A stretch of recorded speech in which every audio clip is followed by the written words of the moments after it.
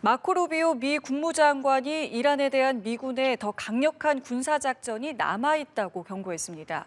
루비오 장관은 현지 시간 2일 미군의 가장 센 공격은 아직 오지 않았다며 다음 단계는 이란에 훨씬 더 고통스러울 것이라고 밝혔습니다. 트럼프 대통령이 지상군 투입 가능성을 열어둔 가운데 루비오 장관은 현재 지상 침공에 나설 태세는 아니라며 단기간 내에 이뤄질 가능성은 낮게 봤습니다. 트럼프 미국 대통령 자신이 이란과의 핵 합의를 깨지 않았다면 이란은 이미 핵 보유국이 됐을 것이라고 주장했습니다.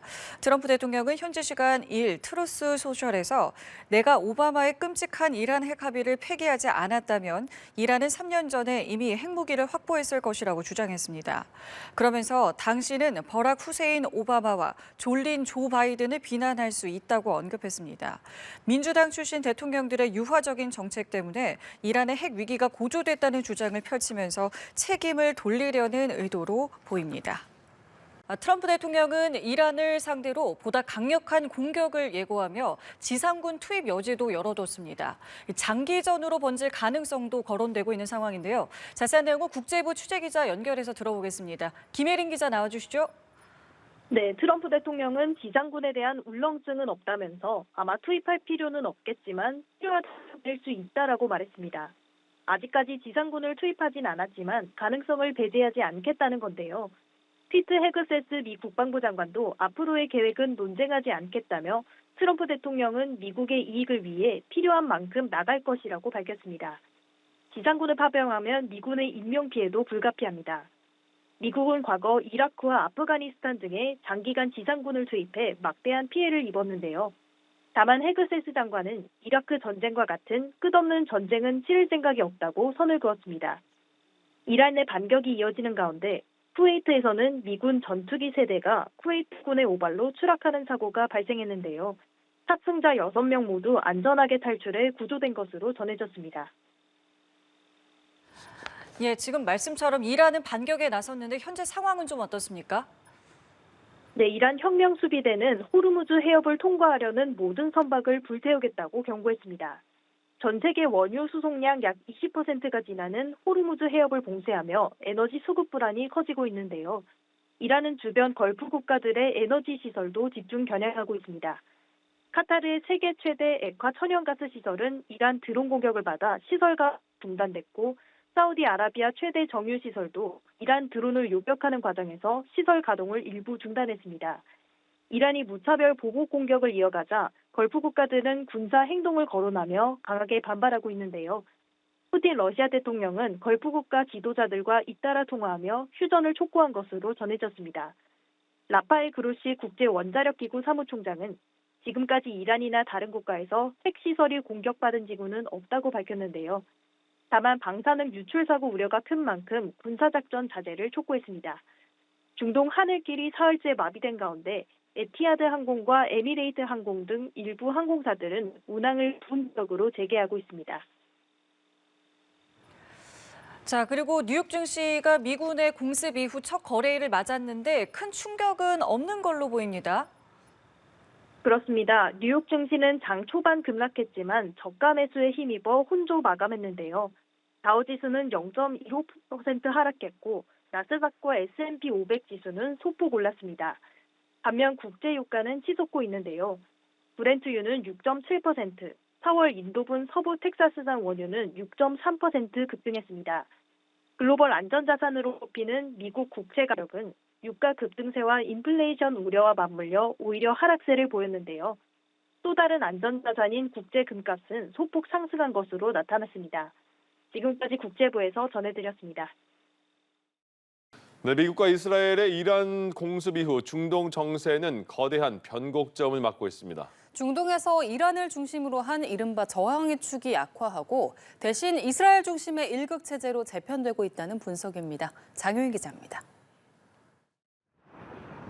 이란은 미국과 이스라엘의 공격이 본격적으로 체제 전복을 목표로 했다고 판단하고 중동 전역에 영향을 미칠 최고 수위의 대응을 이어갈 걸로 보입니다.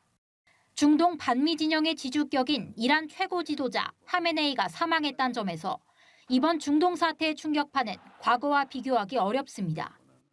The Trump administration most likely wants a regime transformation outcome here, that now with the elimination of the supreme leader, whoever emerges on the top, they would accept U.S. terms, capitulate, and start doing U.S.'s bidding without necessarily regime change.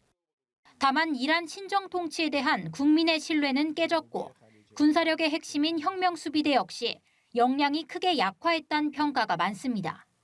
이란의 자금과 무기에 기반해 강력한 영향력을 행사했던 저항의 축으로 불리는 레바논 무장정파 헤즈볼라, 이라크 민병대, 팔레스타인 하마스 등 반서방 동맹도 세력이 크게 위축된 상황입니다.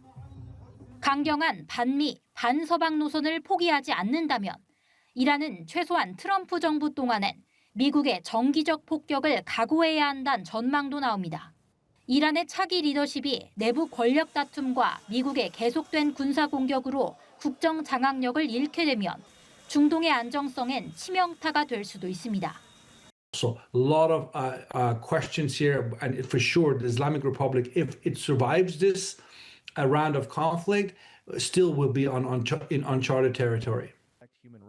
만약 이란이 혼란의 과정을 제대로 수습하지 못한다면 중동 지역이 이란과 사우디 두 축이 아니라 이란 공습으로 군사력과 정보력을 입증한 이스라엘 1국 체제로 재편될 수 있다는 전망이 나옵니다. 연합뉴스 TV 장효인입니다. 네, 하메네이 최고 지도자의 사망으로 37년 만에 리더십 공백을 맞은 이란은 즉각 차기 지도자 선출에 돌입했습니다. 호르무즈 해협을 봉쇄하고 또 인근 걸프국들에 대한 보복 공격에 나서면서 반격 수위도 끌어올리고 있는데요. 배시진 기자가 취재했습니다. 하메네이 최고 지도자 사망으로 37년 만에 리더십 공백을 맞은 이란은 곧바로 다음 최고 지도자 선출에 돌입했습니다. 페제스키안 대통령을 포함한 3인 체제의 임시 지도자위원회가 구성됐는데 이들이 차기 지도자 선출 전까지 최고 지도자 임무를 대행합니다. طبق قانون اساسی برای آینده ایران در شرایط فقدان رهبری فکر شده و به زودی شورای موقت رهبری تشکیل خواهد شد. 차기 실권자로 유력하게 거론되는 인물은 군부와 정보기관 내에서 막강한 영향력을 쥐고 있는 하메네이의 차남, 모즈타바 하메네이입니다. 안보 책임자인 라리자니 최고국가안보회의 사무총장과 헌법수호위원회 위원인 알리레자 아라피 등도 후보로 거론되는 것으로 알려졌습니다. 최고 지도자는 88명의 고위 성직자로 구성된 전문가 회의에서 선출되는데 이란 당국은 하루 이틀 내 지도자가 선출될 것이라고 밝혔습니다. 권력 공백 수습을 위해 이란은 호르무즈 해협 봉쇄라는 비장의 카드를 꺼내들었습니다. 글로벌 에너지 시장을 압박해 미국과 이스라엘의 추가 공격을 억제하려는 의도로 해석됩니다. 이란은 중동 곳곳의 미군 기지와 이스라엘을 보복 공습하면서 인근 걸프국들도 공격하고 있습니다.